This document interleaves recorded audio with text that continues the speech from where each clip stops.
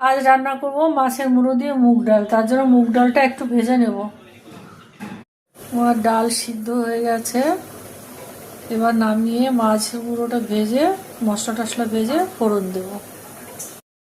মাছের মুড়োতে আগে নুন হলুদ মাখিয়ে রেখেছি, এবার এটাকে সুন্দর করে কড়া করে ভেজে নেব, তারপরে ফোড়ন দেবো ডালে।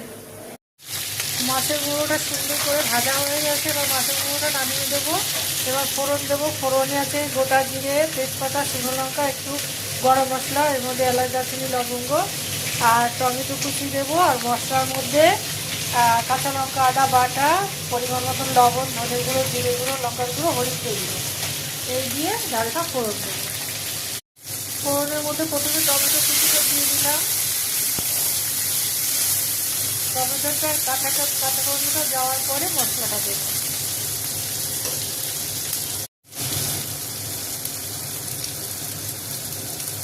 টমেটোটা একটু ভাজা ভাজা হয়ে গেছে, মশলাগুলো দিয়ে দিয়েছি, এবার একটু কষিয়ে নেবো, তারপরে ডালটা দেবো।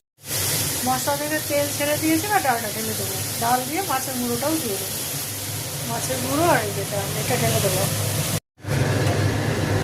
ফোড়নের মধ্যে ডাল আর মাছের মুড়োটা দিয়ে দিয়েছি, এবার জাল হোক। নামানোর আগে একটু ভাজা ধনে আর জিরের গুঁড়ো দিয়ে নামিয়ে দেবো। ডাল হয়ে গেছে, এবার নামানোর আগে একটু ঘি আর একটু ভাজা জিরে, মানে ধনে আর জিরে তাই দেবো। অল্প একটু ঘি দেবো আর এই ভাজা মশলাটা ছড়িয়ে দেবো। আমার ডাল রেডি, মাছের মুড়ো দিয়ে ডাল।